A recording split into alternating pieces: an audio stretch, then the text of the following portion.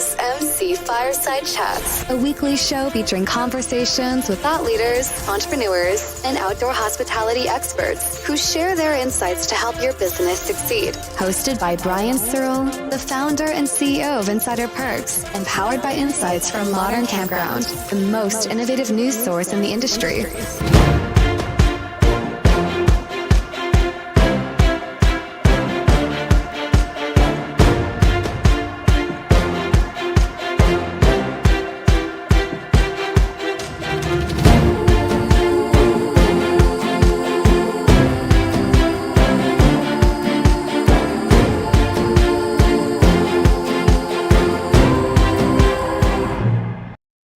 Welcome, everybody, to another episode of MC Fireside Chats. Hopefully that intro kind of came across good. I don't know. I threw it together in 30 minutes. We'll see if we can edit it maybe and clean it up a little bit. But it looked all right, right? It was fine. Looked good.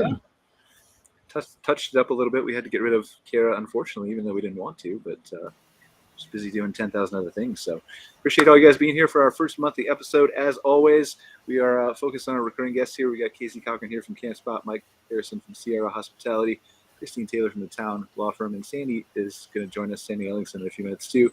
Maybe Mark, I don't know. No, he's supposed to be here, but we'll see if he decides to show up this week. He's a busy guy too. So what do we have? What's going on here, guys? I heard we want to lead some insights and discussion talk today. Is that accurate? Or sure. Yeah. In a nod, or take it away. Feel free if you want. Well, I'm sure Casey doesn't necessarily want to promote his own product, but I'll do it for him. My camera's all wonky there. Sorry about that. Campspot, you guys rolled out those new signal reports this week. I think they're excellent. And for those who aren't familiar with them, in the hospitality industry, hotels have what's called the STAR report, which is a competitive index report that ranks you against your competitors, so you understand how you performed in the market in occupancy and ADR and revenue per available site. If you think you're doing really well, it'll tell you maybe you are, maybe you aren't. If you think you're doing really lousy, it'll tell you if you really are, if you really aren't. It depends on who in your market has Campspot and how big the market is, etc. But I don't know, Casey, if you want to expound upon that, I think it's amazing. Yeah, no, I appreciate that. No, we were super excited for this. It's something we've been testing for quite a while, kind of running it against, revenue management, other tools, and people in terms of that sort, as far as where kind of the numbers that they were getting, kind of running manually and seeing if we could create an algorithm that got, fairly or, really, really close to those numbers. And we think we're there. So obviously it takes getting kind of to some sort of mass scale to have enough data, enough accuracy within that. But it's something that we're super excited about. Again, hopefully just to keep the industry progressing and moving forward. So it's anonymized data, but it's provided for our customers to, again, Mike explained it extremely well. It's to give insights on kind of where they are compared to other similar parks, not necessarily just in location, but with parks with similar amenities and similar size and similar, climates. And so we took, I think 13 to 15 different factors with a minimum, I think, of 5 to 7 that need to come into play. So we have a really good sample size of some good comparisons. And like I said, it's data where you're not going to understand which park or specifics of there, but more so generalized data that the hotel space has been fortunate to use for some time, because there's kind of your big main players in that space, right? And so the few of the players agree to do that. You have 80% of the industry, kind of agreeing to anonymizing that data and allowing you to use it for insights and trends and things of that sort. The camping space obviously is kind of the complete opposite, right? You have, maybe 10 to 15 and maybe 20% of the industry and the parks owned by maybe enterprise. And so it's such a segregated market that we're fortunate to work with what we think is enough parks to hopefully bring some insights to the space and selfishly give our parks what we think is a competitive advantage of some insights and some data. But so let's back up for a second, right, and talk about this. For those of you who don't know what a STAR report is, why it benefits hotels, start with why. Yeah, I'm gonna let Mike. That's his space. This is his world. So this is his.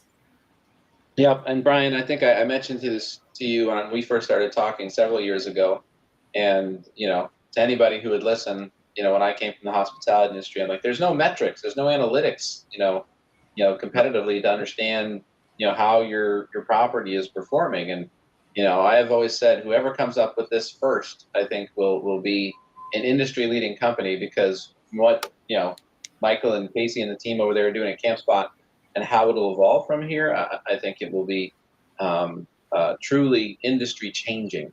And so a star report, in essence, what it is in the hospitality industry is different than what Casey's describing today. It's a subscription based. You choose to participate, but if you don't, then you don't have all the information that every single one of your other competitors do. Basically, 95% of hotels will participate in the star report, and it takes your performance on a daily, weekly, and monthly and annual basis. And it compares, if you look at a pie and you have 4 properties, everybody should have 25% of your pie.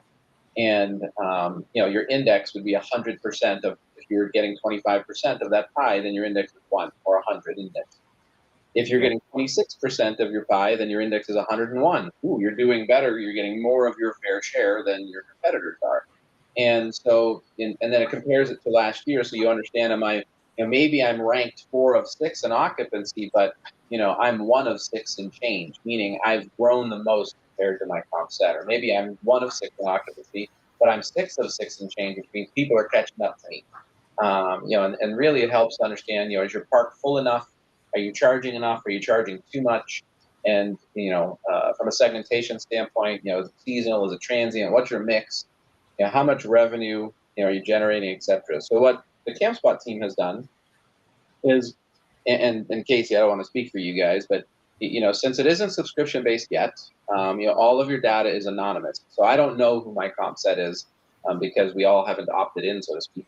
But Campspot has 1,500 properties or so that are have data that they can amalgamate, and basically properties of similar size, similar distance, similar market. I'll be able to understand how my property is performing. Right. So, for example, I saw a post on one of the Facebook Campground owners forums this morning in Texas, and saying, "Oh, is everybody's occupancy down?" Because some of these other, southern markets like Florida, Texas, they haven't seen some of the occupancy declines that secondary markets have seen. And so this is the first glimmer they're getting of. And there's a long discussion, about that on the thread. And what this does, it helps you understand, am I seeing what everybody else is seeing? Or is it an anomaly? And for example, we have a property that just opened that's ramping, and we're not happy with our ramp, as we're driving excellence towards goals. But as we look at the market, ironically, even though we're not achieving our ramp goals, we're 2nd of 6 in terms of revenue per available site, which tells us, boy, we're doing the right things. Especially in marketing. Exactly. We have an amazing marketing partner who, our 2-to-1 ROI in one particular market is incredible. But, it gives us an indication, okay, yeah, maybe we think we suck, but maybe we don't suck as much, so to speak. But, you're doing the right things. Or if you're sitting proud and you think you're doing great and you can see people are creeping up on you from an ADR standpoint.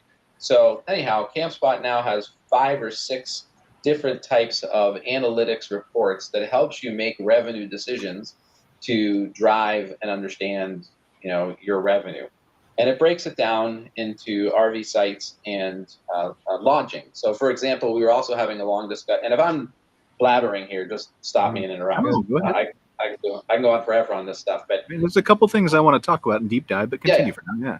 So we were talking about cabins or park models and understanding, what's our demand factor for park models. And every market is different, and every time of year is different, and every special event is different.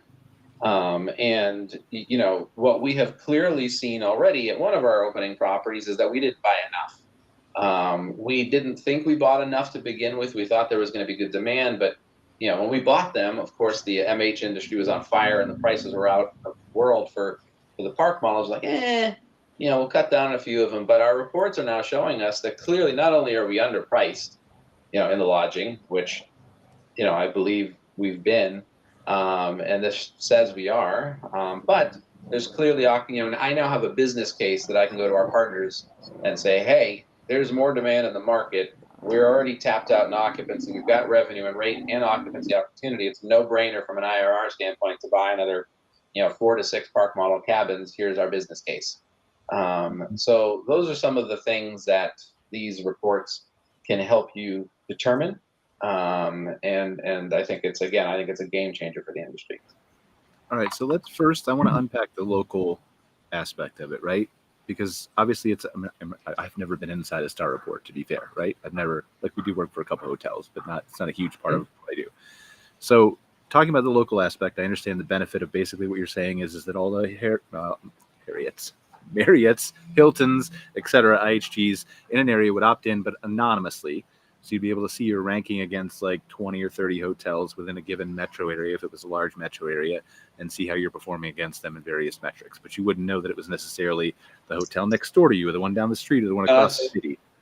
That's where it's different. With the Star Report, you do choose. You say, hey, I compete with this hotel for group business. I compete with this hotel for transient.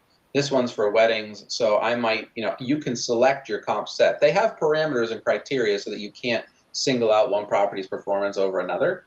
Okay. You have to have a minimum size of comp set. But no, with the Star Report, you can absolutely independently select who you want to measure yourself against, so how you're doing against your friend down the street.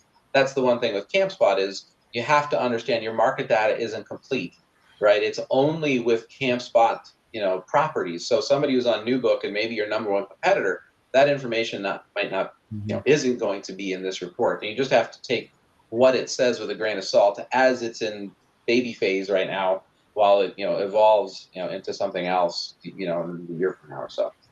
Yeah, so for us, I mean, we started and we had to get to an idea of what do we think is enough data. So I mean, we're at about maybe 2,400 or so parks that are live and active and able to pull information from, and the number of parks that are in North America, I feel like is this magical number, right? If is it 10,000 and is it 28,000? I mean, just depending on kind of where you're at. But in terms of private campgrounds that are mostly, a lot of them are RV focused. Some of them are lodging focused. We feel from a data set that there's enough information there. Again, Mike said it perfectly, right? It doesn't necessarily have to be the end all be all truth, but it's definitely a step in the right direction. One more piece of the puzzle. What's that? One more piece of the puzzle. One more piece, yeah, and that's the goal, right? The goal is to, we want parks to be able to make educated decisions on their growth and what they do and where they spend their funds and where they're at. And this is kind of one of those things that you got to have a certain amount of scale in order to do so. And we felt we were in a good enough spot to be able to launch this with enough accuracy to provide some good insights. So I think. Go ahead, Mike. Go ahead, Brian. Go ahead. You first. How do people opt into this, or are they opted in by default, and do they opt out? Yeah, so as it sits, the data is completely anonymized, right? So there's no park information whatsoever. So it's simply there's not necessarily, we haven't had any parks that say I don't want, because like I said, it's not tied to a park name, and it's tied to a minimum, I think, of 6 different factors, none of them which are a specific park information. And we're doing that intentionally, right? It's not supposed to be me versus them, because I mean, really, anyone can go and search a park's website and they can get some of this information. They can see on a map what's available. They can see pricing, but it's just manual, right? It just takes a lot of time. So in this case, it's just anonymizing that, putting parks that are similar in size and amenity, availability, seasonal versus or transient versus long-term, and putting enough of those factors, like I said, a minimum, I think, of 6 and up to 15 different factors that we can pull in and provide insights for parks and where they sit. So how tight can you get geographically? Well, it's going to be comparative to your park, right? So this isn't a thing where you're kind of picking and choosing anywhere in the company or in the country. So it's not by state. It's not like by Arizona. So yeah, I mean, it's going to be wherever your park is located, and it's going to pull those factors, which doesn't necessarily mean it's going to be the 3 closest parks to you, because there's differences in those parks. Right. The It's parks the that I was at, closest similar parks to you. Mike's based on your- property at Verde. I mean, I'm not saying what, I mean, there are some parks like his, but there wasn't any parks like his right there. Right. So it's not necessarily, it wouldn't be the best, exact comparison there necessarily to the ones, if one's completely seasonal, one's all transient, or, one has a beautiful pool and hot tubs and private bathroom showers and things of that. So that's going to be different than a rustic campground. It's just not the same comparison to parks like that. So, I mean, as we continue to grow, the data will just get more and more, I think, I wouldn't say relevant, because we're to a point now where we've tested this extensively to make sure that the data that we're providing was in line with what was being created manually. I mean, it is, but again, we add, I don't know, anywhere from 40 to maybe 100 parks a month or so. And so as those, continue to add in there, it'll just be more and more information. And where I hope it goes, and I certainly don't direct Campspot, but where I hope it goes is that eventually this evolves to a subscription service. So clearly, Campspot wants to keep it proprietary, so move on to our platform in order to get it, right? But that's, they don't have all market share, right? So maybe it's a subscription-based service a year or two down the road from now. So, you can maybe submit your metrics so that you can get more of a truer market. There's going to be value in the data, and Campspot will be an industry, leader in that regard. So that's where I hope it goes, so that you can have contribution from total market value, because that's when your information is really truly valuable. Like as Casey mentioned, I look at it with a grain of salt. It's an indicator. Yeah. It isn't the answer. Mm-hmm. Also, and comp sets are always important, right? Even from me, from a marketing analysis standpoint, we run some of these competitive analyses for you, Mike, but just figuring out who your competitors are in the area, who they really are, right? Not necessarily just, again, like Casey said, the campground next door, but who they are, what they're doing, what their website looks like, what their marketing efforts are they advertising? We just ran Run for a Park in Texas earlier today, right? Like, who is thinking about acquiring a park in Texas for a second one, right? It's kind of in the same market. And so, what are they doing for advertising? What is their upside? Those kinds of things. So that all that data is valuable and fits into the puzzle, I think, for sure. I don't know. That seems like a really steep uphill climb for the individual property owners to buy in at scale to a subscription service where they're sharing all that stuff. I have hope, and I feel like the bigger players might. Well, Ryan, copy and paste what you just said for AI and Campy, right? It seems like a bigger ask. So it's the same concept. It's exactly the same concept, right? It's no different than trying to sell a chatbot or AI. It is, do you want to evolve your business and understand your business and offer something that's different than everybody else's, or that's something that gives you a competitive edge and competitive advantage? There's a business case for Campy, clearly, right? We've seen it in ROI. And to me, there's a business case like for sure park model. So I don't think it's going to be hard for the buy-in. I think people are going to want it. It needs to be more publicized so that people, even within Campspot, I think 90% of the users probably don't understand what it means right now. It's a new tool for the industry, so education has to happen.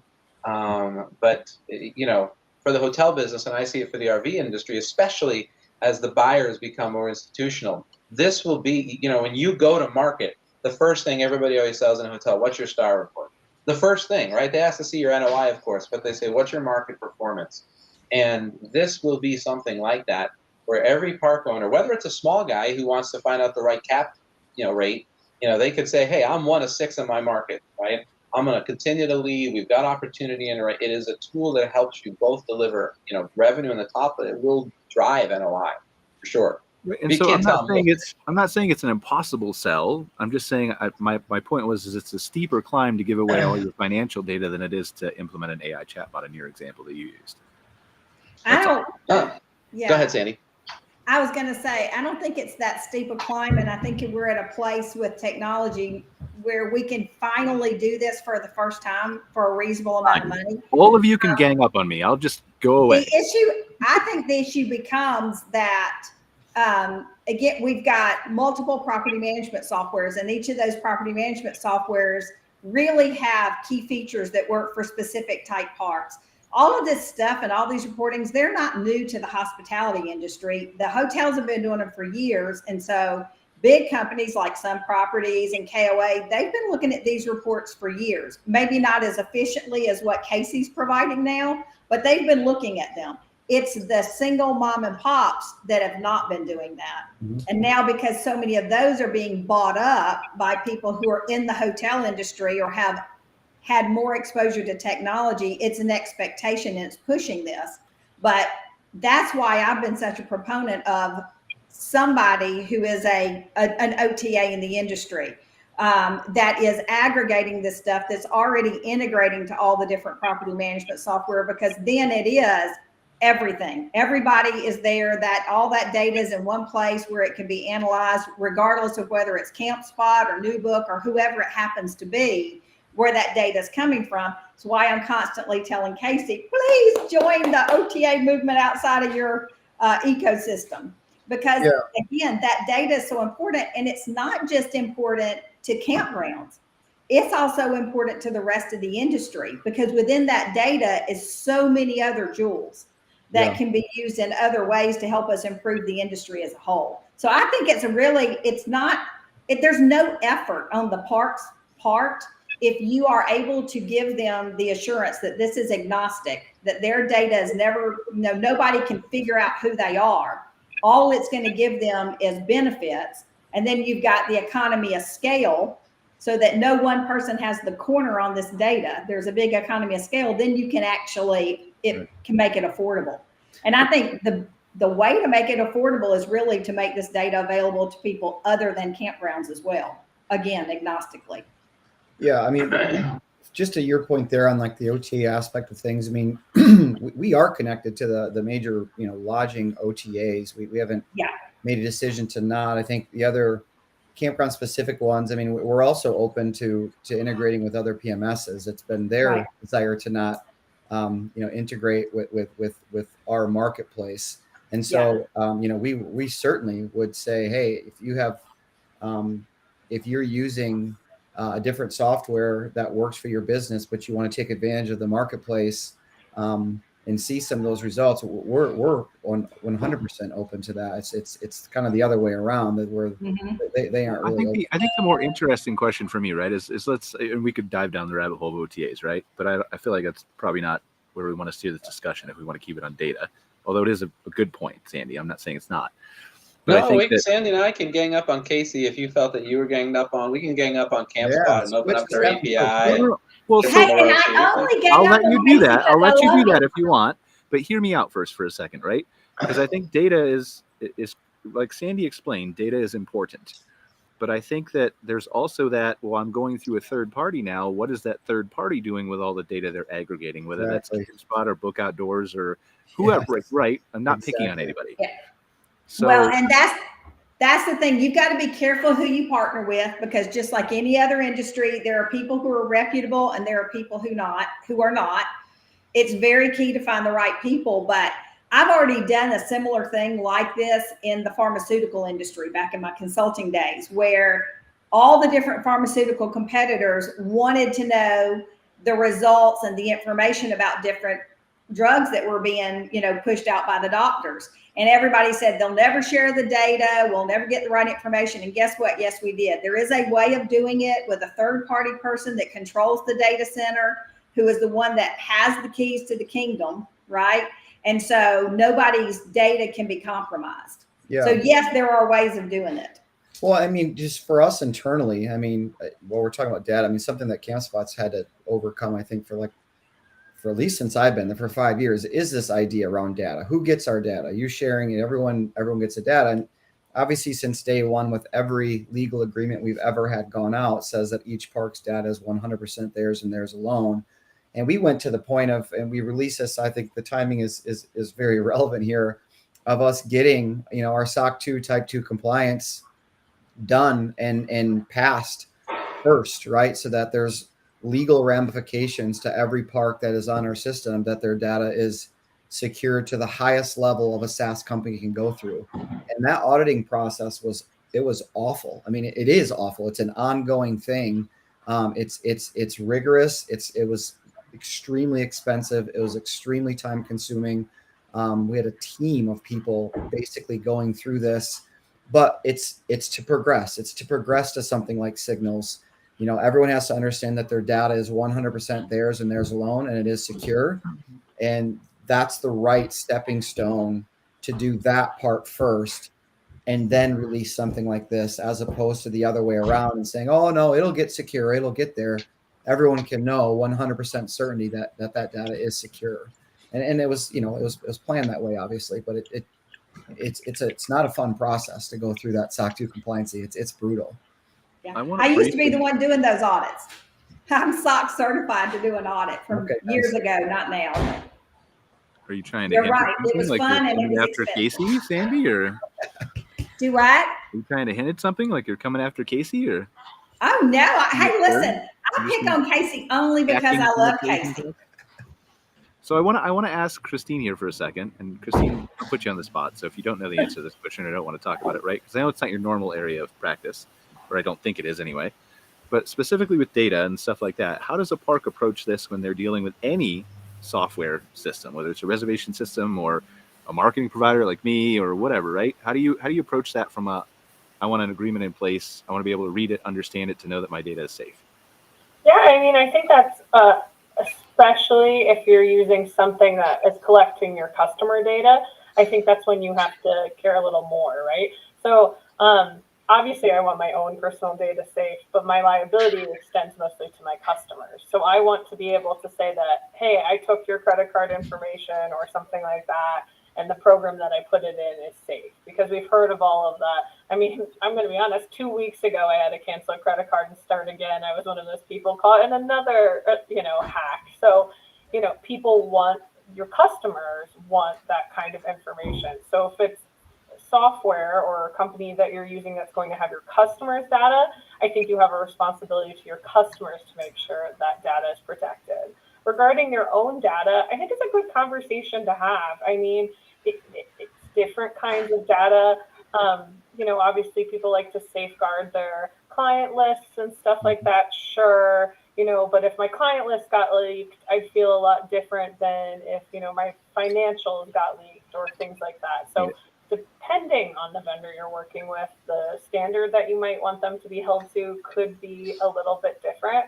But as I said, way back, feels like forever ago, in 2019, even about the ADA website lawsuits, it's a conversation to have. And if your vendor looks at you like a deer caught in the headlights and like they have no idea what you're talking about, that's a big red flag. And if they have any kind of answer, that's better, because I mean, it happens all the time. I tell that even with people with website developers. They ask me about this. I was like, well, have a conversation. And if they have no idea what you're talking about, that's probably not the vendor for you, because you can rest assured that they haven't done anything because they don't even know what you're talking about. So or if it's not written into the contract, Christine, it should be in the contract.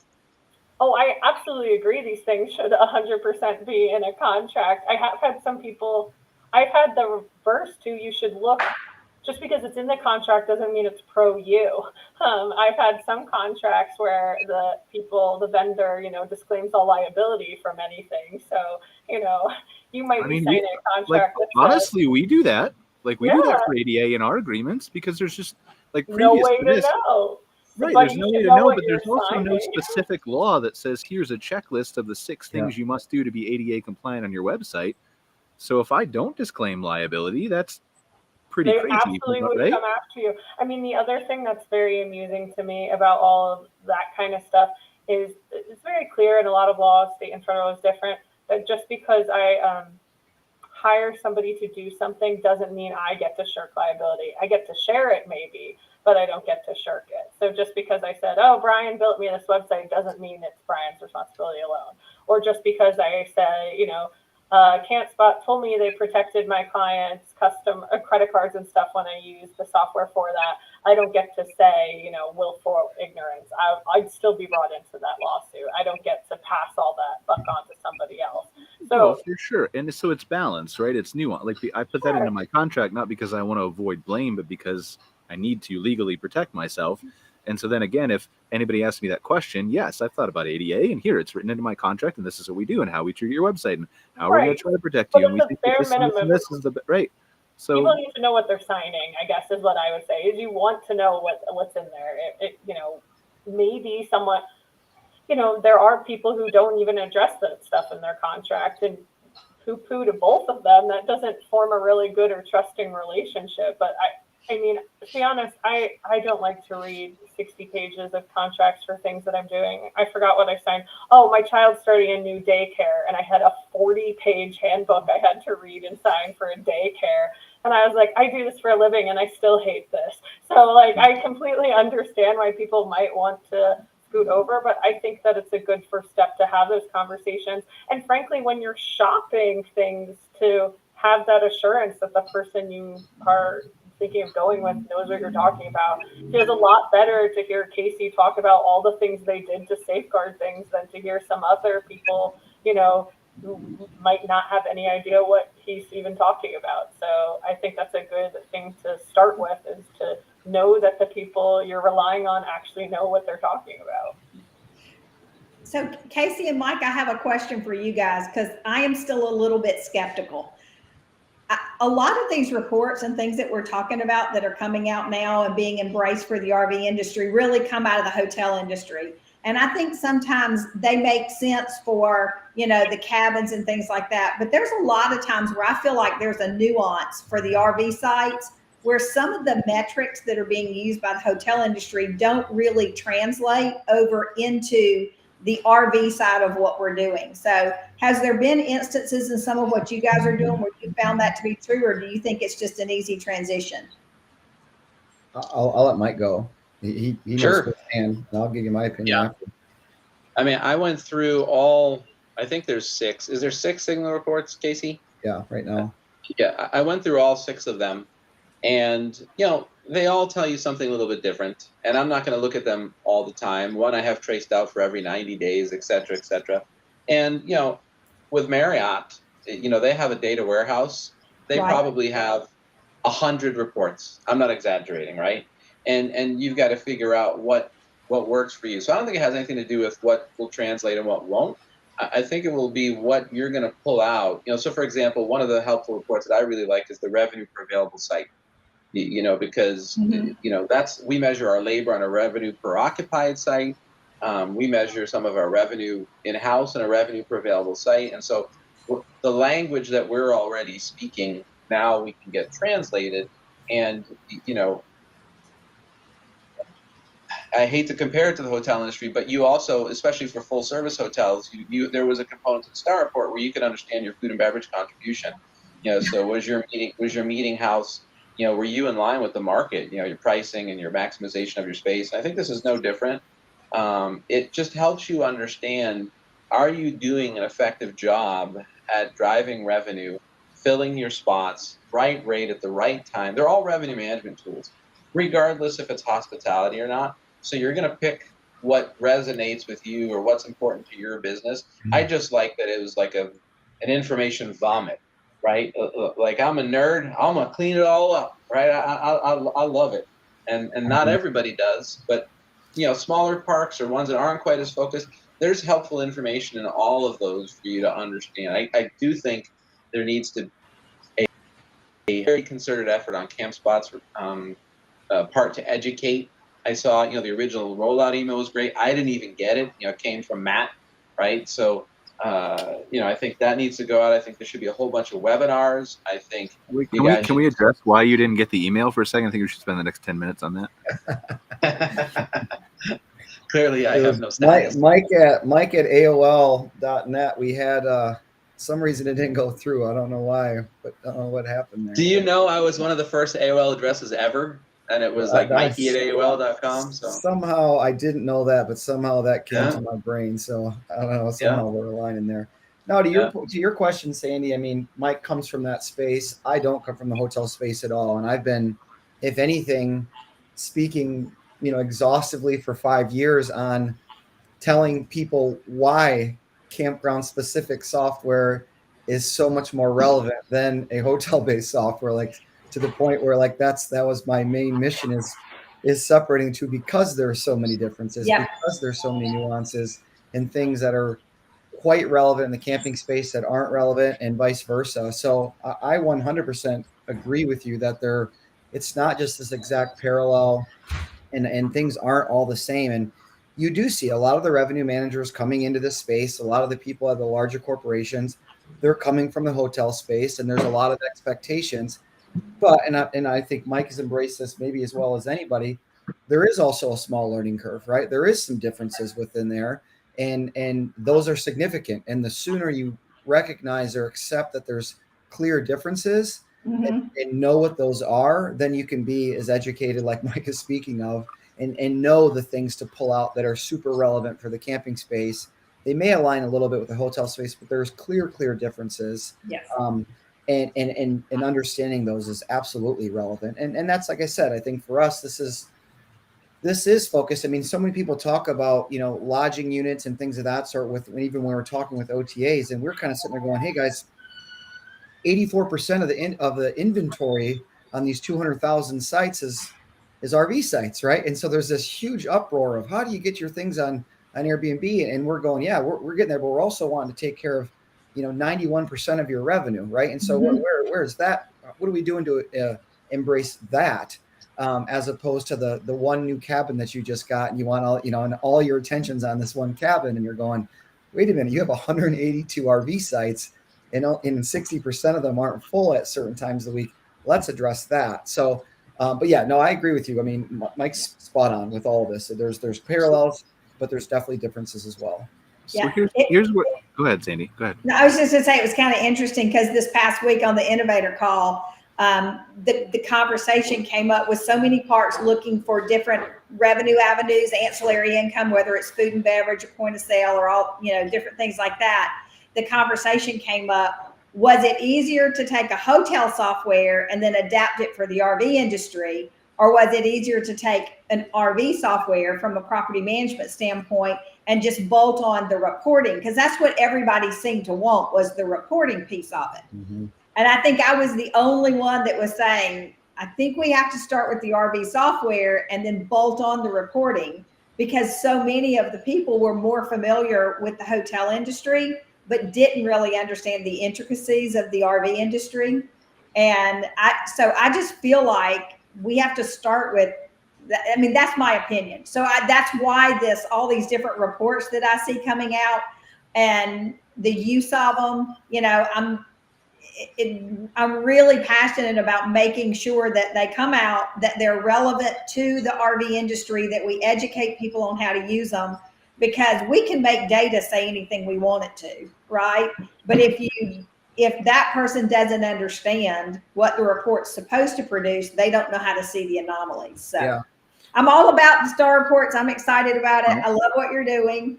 But like I said, I'm still trying to be cautious just from that education side of it. Yeah, I mean, you make a good point. Mike brought it up earlier. I mean, the adoption aspect of it, it's something that we talk about weekly, right? You roll out something, even like our analytics tool, which is you can customize any report, put it in a dashboard, and you have it. Like, this should be music to every park's ear, because they've always been saying, hey, I just want it a little bit different. I want this report. I just want to see just this. I don't care about this, this, and this. I want to only see this. So we're like, okay, let's allow every park to customize any report they want and create it, and then they can look at it in a visual dashboard, or they can print it off. I mean, I'm speaking, maybe a little bit too transparent. I would say out of the 2,400 parks, I bet you less than 800 of them are actually using any of the analytics. Well, and I think the challenge is going to be, there's going to be a bridge. I remember when the analytics first rolled out, and they're like, how many master seats do you want? And we're like, we don't have enough time to be and we're pretty sophisticated. We don't have enough time to be creating all our own reports and modifying, et cetera, et cetera. So imagine mom and pop park of 75 sites who are, already, there's no way they're customizing. They're not even looking at this. They're not looking not looking at Google Analytics either. Yeah, there's got to be some better way to push the reports, standard reports, so out of Campspot analytics, so that, there doesn't have to be the I go get them aspect, or the modifiable aspect. And same thing with these signal reports, and what are the right ones and how many, and that will help with the education, because the majority of those parks aren't going to go in and play with it. It's scary, right? Yeah, it is. They don't have time, et cetera. Well, and I don't think this is a Campspot problem, to be clear. Like, given that they're launching a product, right? It indirectly is, but I don't think it's unique to them, is what I'm trying to say. So coming from an outsider perspective, not having, I don't look at these star reports, I don't know Campground, I don't look at this kind of metric, right? What I'm hearing, like I'm been based on my knowledge of the industry and the hotel industry in a limited fashion, is that one, you've got people who are coming from the hotel industry who are coming into the campground industry and want to see all this data, but don't understand how it translates, if it translates, whether it's important, whether it's not important, and how important. And then you've got the people who are the mom and pop people who don't have the time to analyze it. And then you've got the people who are maybe the bigger properties or some mom and pops who don't have the tools before signals, and even in other instances to analyze it. So then it becomes a question of there's so much different things we can unpack here. You're never going to get anybody to agree on two parks want the exact same report at the exact same time, right? Well, and a lot of stuff, I mean, you recognize over time, there are some, so we put some canned stuff in analytics, and our goal is just that they look at it, right? Because it's just their park, it's just information, and you put it in things that they should be, every park in some capacity should be looking at, right? I mean, you should be looking at, I'm just pulling this up here, like your park review, your net reservations booked by source, or by category, or your year-over-year numbers. We know that, right? We know that, but they need convinced of that in a format they can digest. It's the same problem we have with marketing reports, right? We can send you any data you want. What data do you want? I don't know. Send me whatever you think is important. Well, maybe you won't understand that or like it that way. Like we have Google Ads clients, for example, who will look at, I only want to see conversions from actual dollars that were booked through reservations, period. But that's not a holistic picture of everybody who's getting driving directions to your park and clicking through to your website and calling from an ad. And so we present it how we think it should be, but that's not always the same way that resonates with that individual person. So then we adjust. Yep. So yeah. Hotel business went through the same, I started in the hotel business in the early 90s. And when did you say, did you say 70s? Is that what you said? It wasn't quite the 70s, but early 90s, and it was just when technology was starting to come in. And I remember we were using Lotus 123, right? And we used to have to send in our weekly paperwork, and you sent it in a mail package. Then it evolved to the fax machine, right? And you faxed your weekly in. And I remember in 1996, I guess it would have been, the first time we pushed a button to transmit a report, via the internet. But there was a lot of the same angst, if you will, of getting comfortable with something new, right? And that's what all this is. And Brian, you and I have talked about this 100 times about the law of diffusion of innovation, and this is the same thing. There's going to be some early adopters and understand, and then there's going to be, the last person who doesn't use a rotary phone anymore because they don't make it anymore. And, so I think there will have to be, this isn't going to stop the evolution of technology and integration in the RV industry. So it's just got to be how everybody comes along and, what sticks. And, in 5 years from now, we're going to be sitting here talking about how Marriott has number 1 or 2, RV segment or something like that, because it's coming. So, you just got to get on board, I guess, to the technology and figure out what works for your park. This is the thing, right? I think that this is where, and I'm going to just do it, right? I think this is where AI is going to help a lot of people understand these things. What's AI? I've never heard of AI. I'll explain it in another show. We'll just assume ask the vice president and she'll tell you what it is. So there's plenty of time. If you can build, and this is another larger conversation, right? Before we get into AI for a second and how it can analyze data, I think there's also needs to be a conversation briefly about how there's a difference between private and public data. And I don't think that there's a level of knowledge on a private, small mom and pop, or even some of the bigger business, right? Of how much data is on their website and on Google and on Book Outdoors and Campspot Marketplace and everywhere else that can be used to analyze your business without you disclosing your financial records either, right? And so I think there needs to be also a conversation briefly about what is already public that tools can scrape and analyze and competitive analysis you without you even disclosing anything to a Star Report or a Campspot or whatever else. Yes. Oh, there is so much coming up with AI in the legal world. I was asked to comment on a conversation with some intellectual property attorneys out of Atlanta where, it used to be we would screen scrape information, right? And then that became a no, you can't really do that. Now with AI, they're trying to define if an AI bot is going out and gathering information, but they're not attributing it to who they got it from, is that illegal? If an AI bot is going out gathering information and then pulling in or using data from other websites to recreate a new website, is that illegal? One of the big park brands right now, all of their data is being pulled into a website. Their logo is all over the place, and they weren't even aware they were being used now, but it's just a bot doing it. It's not a person. So is that illegal? Can they use it? And none of that's been. No, and I don't think, obviously, I don't think we're going to solve it on this call, right? But I think that's kind of a legal minefield. Did we lose your audio, Sandy, or is it me? No, I think she had muted because of vehicles going by, so I muted myself. No, she's being rescued. So I think that's a very interesting conversation, but I don't think, again, we're going to solve that, or to be honest, Congress is going to solve that in 10 years. No. They still haven't solved Facebook.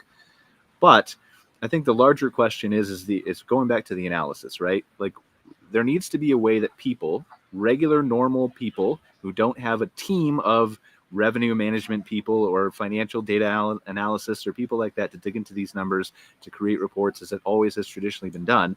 The way you get adoption is to make it easy for people, to make them be able to ask the question they think is relevant, and then maybe have an AI or a chatbot tell you, well, maybe you should consider this, or maybe this isn't relevant, or maybe you're asking the wrong question, or here's some data that you may not have uncovered. And so this is where we want to take it from a public, like we're not intending on ever competing with a Star Report or a Campspot, right? But from a public standpoint, we can build a bot today that, and we just need the time and bandwidth, right? That incorporates, for example, your data. Let's start with your own internal data on your analytics and data that you could theoretically export from your own Campspot and from everywhere else you have data metrics from. And we could put that all into a custom privately trained chatbot that you can ask questions for and say, compare my year-over-year Google Analytics. It'll give you an answer. Mm-hmm. So that stuff is super powerful. But then look at it from now I want to take a separate bot, and I want to take all my competitors' data that's publicly available. So I want to scrape their website. Scraping's not illegal. Right. Not saying it's ethical, but it's not illegal. So if you want to scrape their pricing information and their amenities and all that, and train your top 5 competitors into a chat bot, and then be able to ask questions about your competition, their reviews and their social media and what they posted last week and what their strategy is and whether to follow or count, that's super valuable too. And so I think it's just a question of people need to be able to ask where their comfort level is right now and have something be able to answer in language that they understand without digging through 100 reports. Yeah, that's and I think you finally made me a believer, Brian, because I've been bucking you on the whole AI thing for a while. But having done a deep dive on a particular project, now I think I'm on the bandwagon. And my new focus is I want the RV industry to be the first to capitalize on all this instead of the last. So why do you think I'm here pushing everything I am? Ahead of everybody else. Yeah, we are. Like I'm stunned, and I don't know why. Marriott and Hilton I don't understand, other than bureaucracy, why these hotel chains do not have chatbots for every single hotel already. It makes no sense. That's exactly why. But I expected them to be fast movers. But that's why I'm here. That's why I'm trying to push it, because we should be first, and we can do it right. But it's going to take entrepreneurs outside of the big guys to do it right, and then work with those to get them to embrace it, because they're never going to put themselves online because of liability and many other reasons, again, because they're inside a big bureaucracy, and be able to accomplish this. Now, Brian, if you're able to figure out an AI revenue management system that works with, Campspot and our reports, and it meant that I didn't have to be the one to go look at 7 reports and ask the questions, and instead the AI could prompt me and say, oh, hey, Mike, did you see that, you're not accepting revenue from September to December next year? Did you close out or not open your inventory? And, or hey, Mike, did you notice that you've sold 6 of your 8 cabins, and, they've sold in the last week. It's a hot date. Take a look at your rates. If you could get something like that for me, where I didn't have to hire an analyst, somebody could prompt me with an AI, that's significant. So there's already a project like that, Mike. We'll take it offline. So we are going to do that. The answer is right now the difference is it can be used for data analysis if you can ask the question. Right now, it's not quite to the point where it can prompt you with that. Not full AI, not the way you're talking about. Like, yes, you can use like some automations and do something similar to that, but not the way AI will truly be able to do it in maybe a year. That's where the blend of AI and then the existing business intelligence tools that's pulling that AI and then looking and clamping on BI works so well. Yeah, I mean, it's just an alert system. So anyway, but yeah, these are all things that are coming, and they just as more and more people get familiar with them and they can understand them, that's the key. Like, the technology is going to go so fast, but if you can understand it by just talking to it, which is why ChatGPT was so popular and is because there's no learning curve. Everybody knows how to text already. Everybody knows how to go to Facebook Messenger already. They're all on WhatsApp. There's no learning curve. Now you can make it better by learning it, certainly, right? Way better. But there's still no learning curve so whatever your level's at, it works for you. And that's how it has to work with reports. So you can send out a chatbot to every stakeholder in your business, and then the guy who understands all the data, like Mike, can ask a more robust question, and the person at the top, who's just the investor who knows enough about finances but maybe not about Google Analytics, can ask what data is relevant to me this month, and it will tell him. So we just solved all the world's problems. Yeah. And I do think that is why in the interim, and while we still do have some small mom and pop type parks, the role of a good management company is so important, because most of these small mom and pops, their job is focused on managing that park and running their park. And they don't have the time or energy to really do the kind of analytics that the larger companies do. But if they can depend on the right kind of a management company who's going to come back and give them this information and run that AI for them and look for that data, that's where I think the real value can come in. Thoughts? Management company, Mike? And when I say management company, I'm talking about a data analytics management, not like sending a park manager in. Oh, fine, Sandy. Then I'll take it back. I won't ask Mike. But no, you're right. Like, there's all and all that again is whether it's a management company for your whole RV park, like Mike does with CRR Hospitality, yeah, or whether it's somebody doing data analysis. Thank you, Christine. I'm sorry I didn't get you more involved this week. No worries. Last month I talked a lot. So I know normally we go down the liability hole. All right, I'll see you guys next time. See ya. Thanks. Bye, Christine. So yeah, I'm sorry, I lost my train of thought. But whether it's where were we going? What was I talking about? Park management or revenue analytics, or important to hire a professional person to help. Whether that's analysis from a management company or a marketing company or a accounting company or a law firm, or like, they all have to eventually prove that worth to you.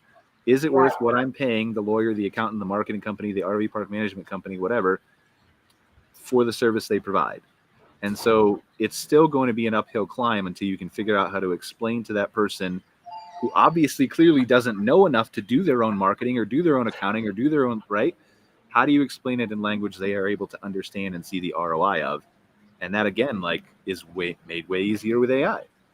Well, and all of those things are really different skill sets. And most parks don't need somebody full-time doing that one skill set. So the economy of scale that the people that really specialize in those things can deliver up to the parks, to me, most of the time does have value. That's why, the parks I work with, I tell them all the time, you're not a marketing guru. Why are you trying to be one? Right? Well, I agree with you, but that you have to convince them.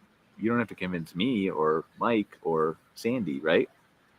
You have to convince the park owner that, like, yes, it's good, but why? Like, help me understand why giving away X percentage of my revenue is a good thing. Yeah. Well, because you're getting double that back, maybe. But how? I think it's happening, but I'm one person out there working on grants to help them, to tell them this is what you need to do. So I do think I'm making a small dent, but I'm definitely not overtaking the industry yet. Well, we don't need to. But with AI, I might. We need a bunch of people who are making the small dents, though, right? CRR Hospitality pushing people forward, Insider Perks, Sandy Ellingson's company, whatever that is. You need a fancy name, Sandy. It's kind of hampering my efforts to. Well, let's ask the Magic 8 Ball. Will Sandy take over the world tomorrow? Definitely, yes. Yay! The Magic 8 Ball talks. How much extra did you pay for that? Oh, I got the original one. We can do the shake, or it's much easier without having to wait for the stupid triangle. Is Sandy the most amazing person we've ever met? Ask me later. Oh. Is there bad answers in there, or is it a fixed 8 Ball? Oh no, there are. Does Brian ever stop talking about AI? I have no idea. Yeah, well, there's other ones. Should have been no. So I don't know how prophetic it is. I might return it if I were you. All right, what else we got to talk about to wrap up this conversation about data? I think we're good. That was a healthy conversation. Yeah, I mean, I think I was excited to hear your review of some of it's one thing to get the marketing email, right, about what people are doing, but to hear somebody else's opinion about having tested it and all that is very valuable. So thanks for your input today, Mike. Yeah, ironically, I had a partner meeting on the same day these reports came out. So I was like, let me go look and see what they say. I geek out on this stuff as much as Brian geeks out on AI. I love data, and so happy to help. And for anybody out in the audience, if you want to ask questions, shoot me an email or reach out. I'm happy to help anybody who wants to learn. I think that's the same for everybody here, right? And certainly for Casey and everybody else. So, but yeah, I'm interested in building that bot, Mike. If you want to see if data analysis works, we'll build it for you. Book a call with me. Yeah, we'll try it out. I think it'd be interesting to see how much it can really discern and how much level of can it handle 5 years worth of data type thing from all different kinds of sources. Yeah, and not only that, it's like the intricacies of looking at the data and seeing the trigger points and seeing what the anomalies are and what doesn't look right, and it'll be interesting to kind of use that human.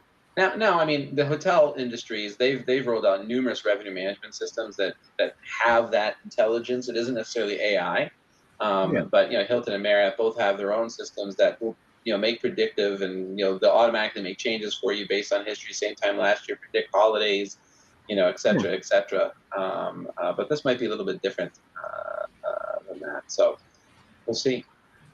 We'll see what comes of it. Worst case scenario, we have fun looking at data. That's right. That's right. AI, so, all right. Sweet. Well, I mean, that's all I got today. I think it was, again, a really healthy discussion. I'm excited to see where these star reports go. I think it would be interesting, again, like you said, if we could figure it out a way to subscribe it and open it up to everybody else besides just Campspot. I don't know that if I was in charge of Campspot, I would make that decision. I feel like I would be against that probably, but I don't know. Just from a business perspective, right? I don't know. I'm sure it's a 50-50 split, and I'm not saying I know anything because I definitely don't. But it's an interesting dynamic and a push and pull as far as we want to help the industry, which is obviously why we're doing it. We want to help our park owners, which is obviously why we're doing it. Where's that split? I don't know. Well, I mean, Casey left the call, but when we were, we did a full evaluation of all the different revenue management systems or PMSs, I should say, excuse me. A few years ago, and Casey's sales pitch to me was, well, you have to go with Campspot because we're going to make you more revenue. And Brian, you worked with me long enough to know, what do you think my answer was back? Prove it. How so? And we had several discussions around that, and I think this is another way to make properties revenue. And so, to your point, they'll have to come to an understanding of, is it a market industry where people can choose to get it. The only way to get it is if you're Campspot, or, what I think will end up happening is there will be enough of a market, demand where they might be able to pioneer something where they can still have something proprietary, but maybe a subscription based. It's revenue generation, but it's also industry leading and might become separate. You never know. Yeah, well, I think some of this business intelligence stuff is something that many of them are working on because of something that happened earlier this year. It kind of pushed them into it. So at all the shows this season, we'll see all of them having their own flavor, of the business analysis tools, which is great for everybody. Again, I know I sound like a broken record, but I still believe there has to be one unifying company that can pull all that together, right? So that we get the full picture, not the partial picture. Because even though we get to see KOA's reports every year and they're gracious to share all that data with us, it's their list. Same thing with Casey, it's his list. If we can aggregate it There's all no up, organization right now that would that be functions. really the best option. There's no organization now that functions in that role in our industry, though. There really isn't. Not yet. But there Not are yet. opportunities for that. And there are people Agreed. that are agnostic who want to do that. And we're close. We're 85% there to where we will have the data, including all the federal, state. I mean, we're 85% there to be able to do this kind of deep dive on the data. All right. Well, let's hope we get there. Anyway, we all have to go, I think. Yep. Everybody has something important to do, I'm sure, except for me. So, Yep. take care, guys. Bye, I appreciate you everybody. tuning in to another episode of MC Fireside Chats. We'll see you next week for our glamping-focused episode. And I guess that's it. Take care. Bye. Have a great day. For joining us for this episode of MC Fireside Chats with your host, Brian Searl. Have a suggestion for a show idea? Want your campground or company in a future episode? Email us at hello@moderncampground.com. Get your daily dose of news from moderncampground.com. And be sure to join us next week for more insights into the fascinating world of outdoor hospitality.